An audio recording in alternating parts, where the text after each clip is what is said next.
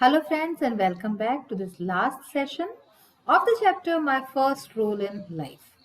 My First Role in Life ये जो chapter था हमने पढ़ लिया था और लास्ट सेशन में हमने कुछ एक्सरसाइजेस भी देखी थी, तो इसी को कंटिन्यू करते हुए एक्सरसाइज पार्ट जो बाकी है वो देखेंगे और ये चैप्टर आज हमारा कंक्लूड हो जाएगा। तो आइए देखते हैं my first role in life, इसमें grammar section. So children, if you can remember, in the last session we have done an exercise of conjunctions. तो conjunctions की जो हमने एक्सरसाइज की थी आज उसी को हम थोड़ा सा समझते हैं अच्छे से ग्रामर सेक्शन में। Read the following sentences carefully. कुछ सेंटेंस दिए हुए हैं यहाँ पे, उसको पहले पढ़ते हैं। आई was in class 4 when I gave first stage performance at my school. यानी कि मैं क्लास 4 में था जब मैंने पहली अपनी स्टेज परफॉर्मेंस दी थी स्कूल में। A bucket full of water has been put where Shravan Kumar goes to fetch water for his blind parents. तो आपको लग रहा होगा कितना लंबा सेंटेंस है, तो बट ये दोनों ही सेंटेंस एक्चुअली दो सेंटेंसेस है जिसको कि मिला के एक बनाया गया है। तो अब दूसरे सेंटेंस की अगर बात करें, a bucket full of water has been put, यानी कि एक बाल्टी भर के पानी रखा गया था वहां पे जहां वेयर यानी जहां Shravan Kumar goes to fetch water for his blind parents, जहां श्रवण कुमार जाता है अपने माता पिता के लिए पानी लाने। You see there are two simple sentences in sentence 1। तो आप देख सकते हैं कि सेंटेंस 1 में दो सिंपल सेंटेंसेस हैं। कौन कौन से? They are I was in class 4, I was in class 4 ये पहला सेंटेंस है, and second sentence is I gave first stage performance at my school. तो ये दो सेंटेंस है। They have been combined by using a conjunction when, ये दोनों sentence को जोड़ा गया है, कंबाइन किया गया है इस कंजंक्शन का यूज करके, व्हेन कंजंक्शन को लगा के। Similarly sentence 2 also consists of two sentences. अब इसी तरीके से जो सेंटेंस 2 की बात करें तो इसमें भी दो सेंटेंसेस को कंबाइन किया गया है। दे आर, कौन कौन से हैं ये दो सेंटेंस? फर्स्ट है a bucket full of water has been put, यानी कि एक बाल्टी भर के पानी रखा गया। And second sentence Shravan Kumar goes to fetch water for his blind parents. तो ये इस तरह से दो सेंटेंस है। They have been combined by using another conjunction where, तो ये दोनों सेंटेंस को कंबाइन किया गया है दूसरा एक कंजंक्शन वेयर जो होता है, यानी कि जहां, है ना, तो इसका यूज करके दोनों सेंटेंसेस को जोड़ा गया है। Generally we combine two or more sentences by using such conjunctions. तो ज्यादातर क्या होता है कि हम दो या दो से ज्यादा सेंटेंसेस को कंबाइन करते हैं, मिलाते हैं इस तरह के कंजंक्शंस का यूज करके। दे आर, अभी कौन कौन सी कंजंक्शन है देखिए। एंड, यानी कि हिंदी में हम जिसको और बोलते हैं, राम और श्याम, तो इंग्लिश में क्या बोलेंगे? राम एंड श्याम। बट का मतलब लेकिन। और यानी कि जब दो चीजों की बात हो रही हो, ठीक है ना। हम हिंदी में या बोलते हैं ना, मैं या शिमला जाऊंगी या नैनीताल, तो I will go to Shimla और नैनीताल, इस तरह से। बिकॉज यानी क्योंकि, as, so, therefore, when, where, that, etcetera. तो ये सारे कंजंक्शंस का यूज करके हम दो तीन सेंटेंसेस को जोड़ते हैं। Relative pronoun such as who, which and that are also used as conjunctions. तो जो रिलेटिव प्रोनाउंस है ये तीनों, हु, विच एंड दैट, इसका भी कंजंक्शन के तौर पे इस्तेमाल किया जाता है। And the exercise we have done earlier, हमने जो एक्सरसाइज पार्ट है वो पहले ही किया था, जैसे कि she is poor, she is honest, she is poor but honest. तो इस तरह से आप देख ही चुके हैं। अब आइए कुछ जो बची हुई ट्रांसलेशन है और एक और एक्सरसाइज है उसको भी हम देखते हैं और समझते हैं। So in the composition segment, there is an exercise. Write 10 sentences about a student of your school who has the capability of becoming an actor. आपको 10 सेंटेंस लिखने हैं एक स्टूडेंट के बारे में आपके स्कूल के, जिसके अंदर कैपेबिलिटी है, वो बात है एक एक्टर बनने की। हियर आर सम क्लूज, ऐसे कुछ क्लूज भी दिए हुए हैं, हिंट्स दिए हुए हैं। देखिए क्या क्या क्लूज है, पहले देखते हैं। टॉल एंड स्मार्ट, यानी कि लंबा है और स्मार्ट है। ब्लैक एंड कर्ली हेयर, काले और घुंघराले बाल हैं।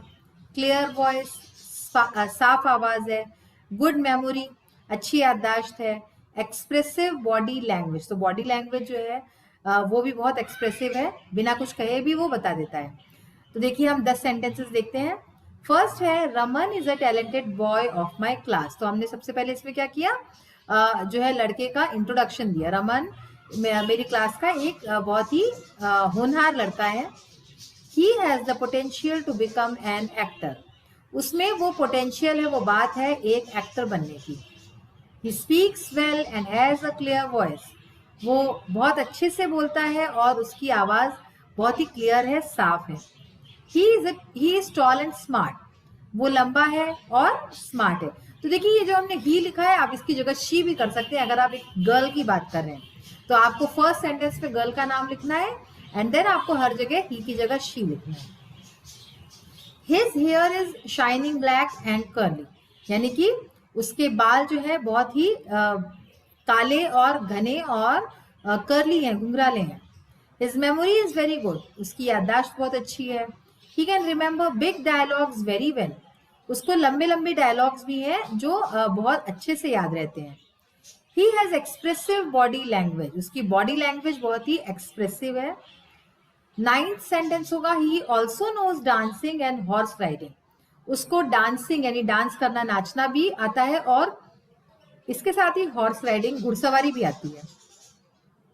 He can prove to be a good actor, वो एक अच्छा एक्टर साबित हो सकता है।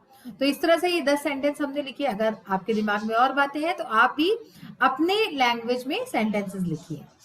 Now the last segment is translation. Translation यानी अनुवाद। Translate the following sentences into your mother tongue. So if you will see, अभी तक हमने जितने भी ट्रांसलेशंस किए हैं, हमने क्या किया, हिंदी टू इंग्लिश किया है। अब यहाँ पे हमें जस्ट उसका अपोजिट करना है, इंग्लिश के sentences and we have to translate them into Hindi. तो देखिए पहला है the spectacles that he wore were enough to impress me with his capabilities. देखिए अब एक बात याद रखिएगा कि यहाँ पे मैंने आप बुक में देखेंगे उसमें एक पैराग्राफ दिया है आपको, यहाँ मैंने 1 2 3 4 करके आपकी सहूलियत के लिए इजीली आपको समझ में आए इसलिए ऐसा लिखा है। तो अब देखिए इसका क्या हिंदी होगा, उसने जो चश्मा पहना था वो उसकी क्षमताओं से मुझे प्रभावित करने के लिए काफी था। ठीक है। Second sentence, a bucket full of water had been put where Shravan Kumar went to fetch water for his blind parents. Sentence लंबा है लेकिन अगर आप इसको समझ के लिखेंगे तो आप लिख सकते हैं अ बकेट फुल ऑफ वाटर, मतलब कि मेन ट्रस्ट क्या है इसका कि एक बाल्टी भर के रखी हुई थी जहां से वो अपने अंधे माता पिता के लिए पानी लाने वाला था। अब इसी को अपने को सही से लिखना है, अपने अंधे माता पिता के लिए श्रवण कुमार जहां पानी ढूंढने जाने वाला था वहां एक बाल्टी में पानी रखा हुआ था। Next sentence, one of them Bodhraj who was playing the role of mother was wearing his mother's sari. तो इसका देखिए इनमें से एक बोधराज ने जो माँ की भूमिका में था अपनी माँ की साड़ी पहन रखी थी। ठीक है। Fourth sentence, I saw the arrow going straight towards the roof. मैंने एरो को जो है देखो मैंने देखा कि तीर सीधे छत की ओर जा रहा है। रूफ मैंने आपको बताया था छत होती है, तो मैंने देखा कि तीर सीधे छत की ओर जा रहा है। I fell flat on the stage and started crying. मैं मंच पर चित गिरकर रोने लगा। Suddenly the audience burst into peals of laughter. तो अचानक ही दर्शक ढाके मारकर हंसने लगे।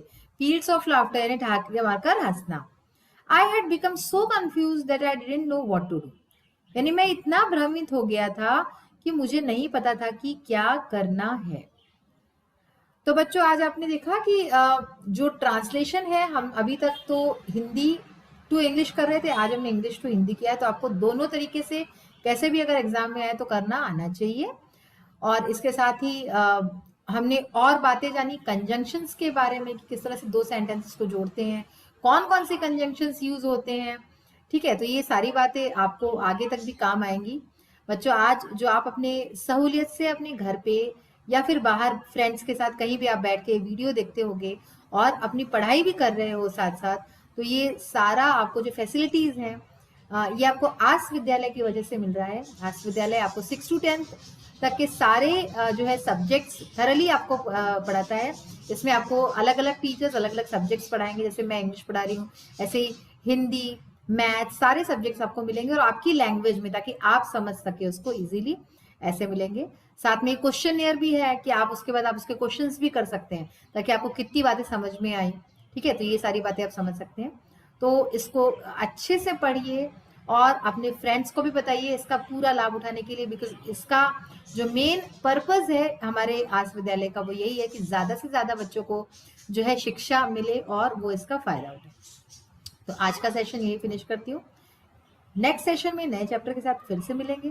तब तक के लिए bye, have a nice day, thank you, take care.